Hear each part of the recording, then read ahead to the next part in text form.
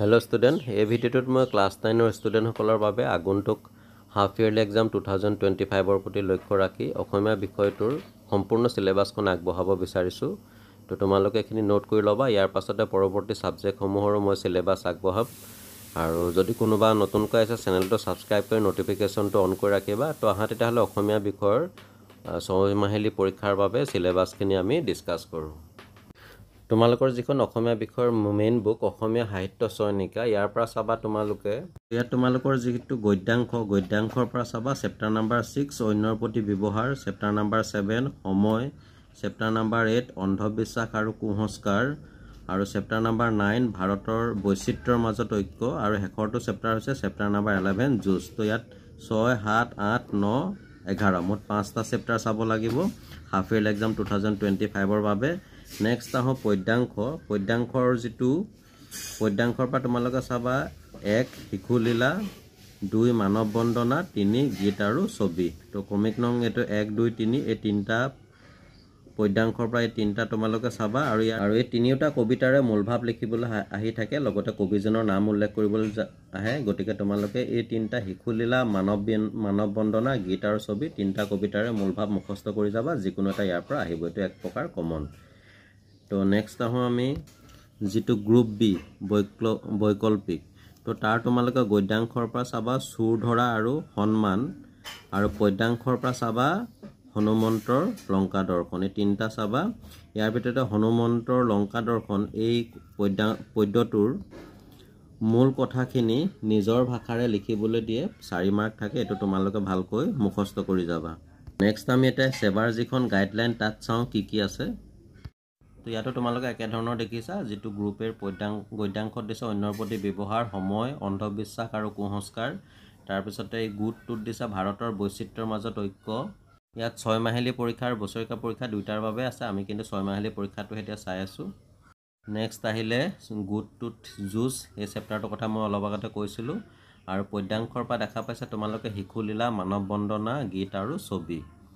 Next আহিলে ব্যাকৰণৰ প্ৰথমতে দিছে নট্যবৃদ্ধি সত্যবৃদ্ধি। তো নট্যবৃদ্ধি আৰু সত্যবৃদ্ধিৰ বাবে তোমালোকে প্ৰেক্টিছ কৰিব পাৰা বৰষুণ, ঋষি, কণ্ঠ, নাৰায়ণ, তৃণ, সুষম, দুখ, কৰ্ণ, কল্যাণ, উত্তৰায়ণ। তো এনে শব্দসমূহত কি কাৰণে নট্যবৃদ্ধি বা সত্যবৃদ্ধি প্ৰয়োগ হৈছে এখিনি প্ৰেক্টিছ কৰি যাবা, নিশ্চয় কমন আহিব। নেক্সট দিছে সমাৰ্থক শব্দ।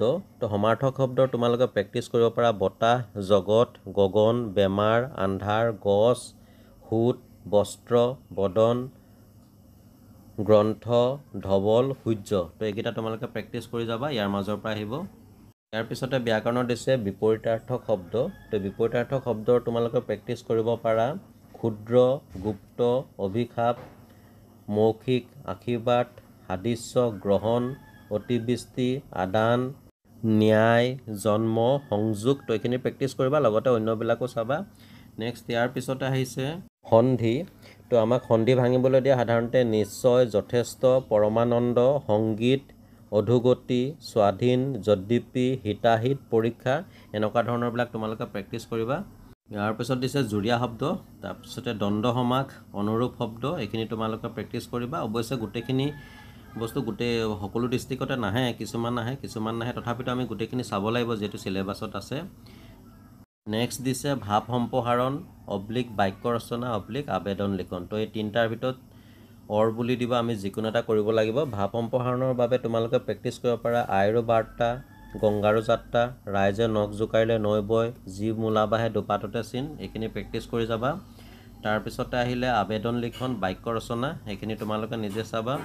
আৰু ইয়াৰ পিছতে দিছে ৰচনা অৱশ্যে কিছুমান ডিষ্ট্ৰিক্টত দিয়ে আৰু কিছুমান ডিষ্ট্ৰিক্টত নিদিয়ে, তথাপিতো তোমালোকে প্ৰেক্টিছ কৰিব পাৰা ৰচনা হিচাপে তোমাৰ প্ৰিয় গ্ৰন্থ, দৈনন্দিন জীৱনত বিজ্ঞানৰ প্ৰভাৱ, পৰিৱেশ প্ৰদূষণ আৰু ইয়াৰ প্ৰতিকাৰ, অসমৰ বানপানী, এণ্ড্ৰইড মোবাইল ফোন ইত্যাদি।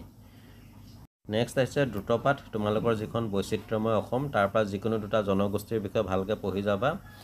আৰু 10ত দিছে অপঠিত গদ্যাংশ। নেক্সট আহিছে গ্ৰুপ বি বৈকল্পিক, ইয়াৰ পৰা গদ্যাংশত দিছে চুৰ ধৰা আৰু সন্মান। তো এই দুটা চেপ্টাৰ তোমালোকে ভালকৈ প্ৰেক্টিছ কৰিবা।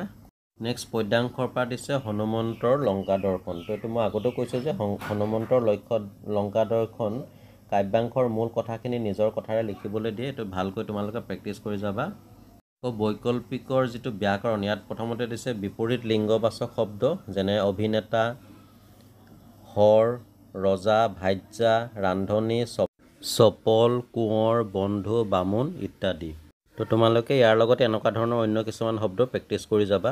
ইয়াৰ পিছত আহিলে বিপৰীতাৰ্থক শব্দ। বিপৰীতাৰ্থক শব্দৰ বিষয়ে মই অলপ আগতে কৈ আছোঁ, ইয়াৰ কোনখিনি তোমালোকে চাব লাগিব। তাৰপিছত আহিলে সমাৰ্থক শব্দ। সমাৰ্থক শব্দৰ বাবে প্ৰেক্টিছ কৰিব পৰা কিছুমান উদাহৰণ ইতিমধ্যে কৈ আহিছোঁ। নেক্সট আহিলে আধুনিক অসমীয়া শব্দলৈ ৰূপান্তৰ। এইটো অতিকৈ ইম্পৰ্টেণ্ট হয়, তো আহিবই। তো ইয়াৰ বাবে তোমালোকে প্ৰেক্টিছ কৰিব পাৰা তেজহ, পিয়াল, পেখী, গোৱা, মাখিয়ে, তাপ, কপিত্থ, দুটিত, কৈছে ইত্যাদি। তো এইখিনি তোমালোকে চাবা। তো দেখা পালে গোটেইখিনি মিলাই মুঠ নম্বৰ হৈছে 100, যিহেতু ইয়াত ইণ্টাৰনেল এছেছমেণ্ট নাথাকে অসমীয়াত। আৰু প্ৰতিটো চেপ্টাৰৰ পৰা কিমান নম্বৰ আহিব কোৱা নাই, তথাপিতো তলত দি দিছে যে প্ৰতিটি ইউনিট / পাঠৰ পৰা 2 to 10 নম্বৰৰ প্ৰশ্ন আহিব, অৰ্থাৎ 2 পৰা 10 নম্বৰৰ ভিতৰত আহিব প্ৰতিটো পাঠৰ পৰা। এইখিনিতে তোমালোকৰ জ্ঞাতাৰ্থে জনাওঁ যে যিটো প্ৰসংগ সংগতি দৰ্শাই ব্যাখ্যা কৰা 4 নম্বৰ থাকে, যিকোনো এচুৱা লিখিবলৈ দিয়ে। তোমালোকে ইয়াত ক আৰু যিটো খ দিছে এই দুটা চাই যাবা, ইয়াৰ পৰা এটা নিশ্চয় আহিব, এইটো 100% গেৰাণ্টি দিছোঁ মই। আৰু তলৰ যিকোনো এটা কবিতাৰ মূলভাৱ লিখিবলৈ দিছে, শিশুলীলা আৰু মানৱ বন্দনা, এইকেইটা চাবা। মই ইয়াৰ পূৰ্বেও কৈছোঁ।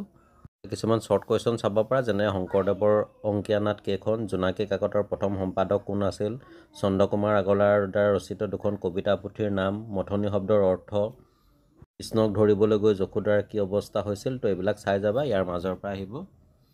তো ডিয়াৰ ষ্টুডেণ্ট, এয়া আছিল আপকামিং হাফ ইয়াৰলি এক্সাম 2025ৰ বাবে ক্লাছ 9ৰ অসমীয়া বিষয়ৰ চিলেবাছ।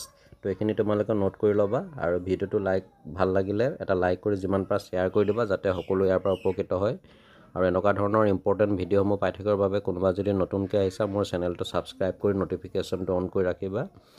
তো আনবিলাক ছাবজেক্টৰো চিলেবাছ খুব সোনকালে মোৰ চেনেলত পাই যাবা, ইলেক্টিভ ছাবজেক্টসহ। তো চাই থাকিবা RB লাৰ্ণ কাম এণ্টাৰটেইনমেণ্ট। আন এটা ভিডিঅ'ৰ জৰিয়তে তোমালোকক পুনৰ লগ পাম। আজিলৈ আহোঁ, ধন্যবাদ।